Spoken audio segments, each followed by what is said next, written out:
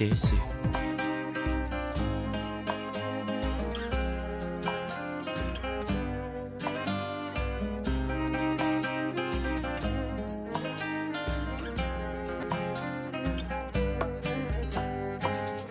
Je vais vous parler maintenant du rétrocontrôle ovarien.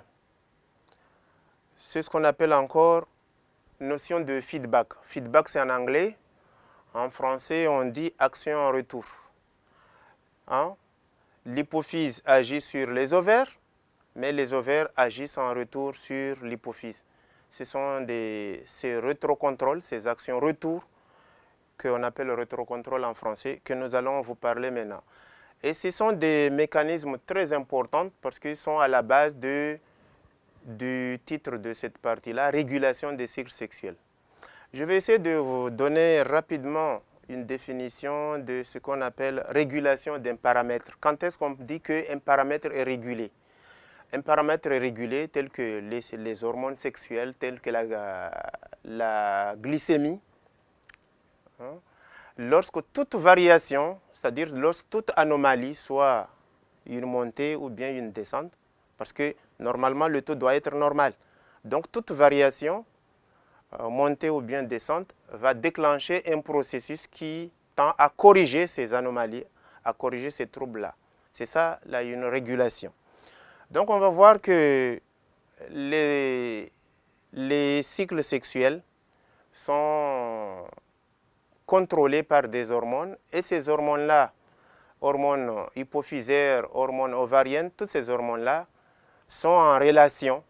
L'hypophyse contrôle l'activité ovarienne, mais les ovaires à leur tour contrôlent l'activité hypophysaire. Et là, on parle de feedback. Il y a action et réaction.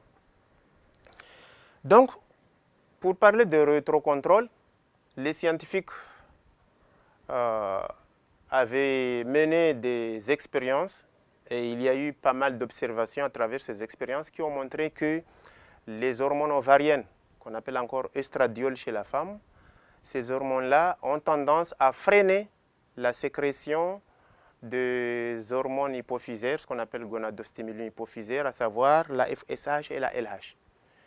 Comment cela?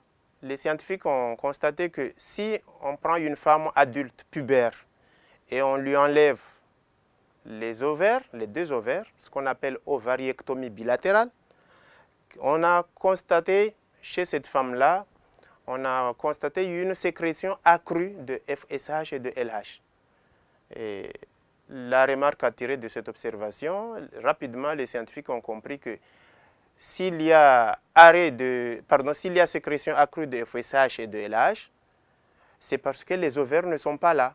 Conclusion, lorsque les ovaires étaient là, n'étaient pas enlevés, donc les substances chimiques hormonales sécrétées par ces ovaires-là mènent des actions inhibitrices, c'est-à-dire ont tendance à freiner la sécrétion de la FSH et de la LH. Après, l'inverse a été aussi fait, constaté. On a pris une femme normale, pubère, et puis juste au début de menstruation, on lui a injecté des hormones ovariennes, et lorsqu'on a mesuré dans le sang, après injection, l'élévation des estrogènes, estradiol, en examinant l'hypophyse, on a constaté une baisse de la sécrétion de FSH et LH. Ces deux observations-là, ou bien ces deux expériences, montrent l'un ou l'autre que les hormones ovariennes, et en particulier le stradiol, a un effet inhibiteur, c'est-à-dire a tendance à inhiber la sécrétion de FSH et LH. Donc, deux remarques à faire. Première remarque, c'est les hormones ovariennes agissent en retour sur l'hypophyse antérieure. C'est ça le feedback. Et deuxième remarque à faire, que cette action en retour a tendance à freiner la sécrétion de FSH et LH. Et c'est là où est née la notion de feedback.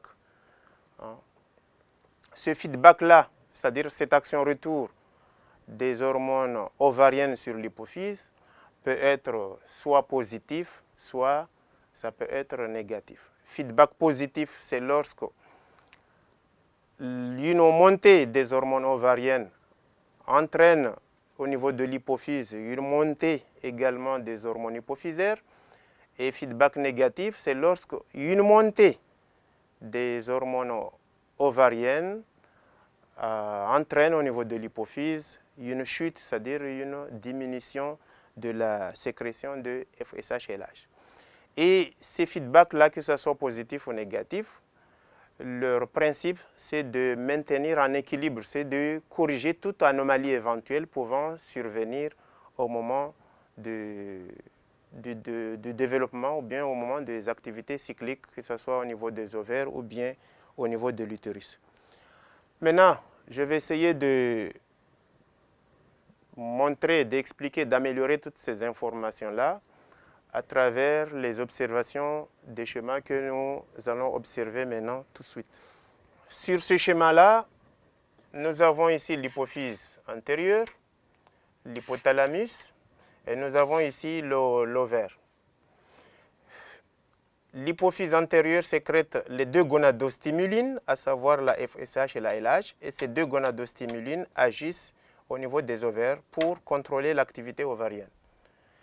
Et à son tour, l'hypophyse antérieure est contrôlée par l'hypothalamus, et l'hypothalamus sécrète une neurohormone appelée GnRH contrôlant l'activité de l'hypophyse antérieure. Donc, GnRH sécrété par l'hypothalamus agit sur l'hypophyse antérieure. L'hypophyse antérieure va réagir en sécrétant la FSH et la LH. Ces deux hormones FSH et LH vont agir au niveau des ovaires et les ovaires vont répondre par une sécrétion de stradiol ou bien estrogène et de la progestérone. Maintenant, l'action en retour, c'est ceci.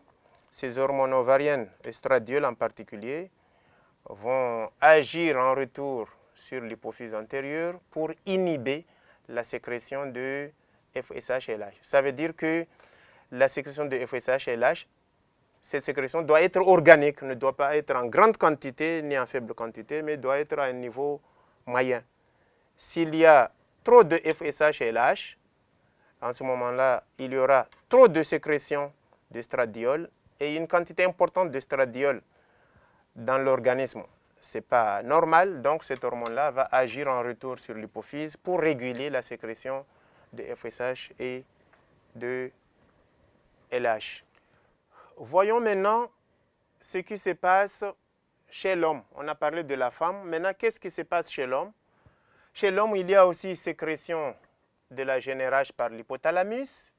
Et cette GnRH-là va agir sur l'hypophyse antérieure et qui va réagir en sécrétant la FSH et la LH. Quelles sont les missions de FSH et de LH chez l'homme? La FSH surtout va agir au niveau des cellules de Sertoli et au niveau des tubes séminifères pour accélérer la spermatogénèse, la production des spermatozoïdes.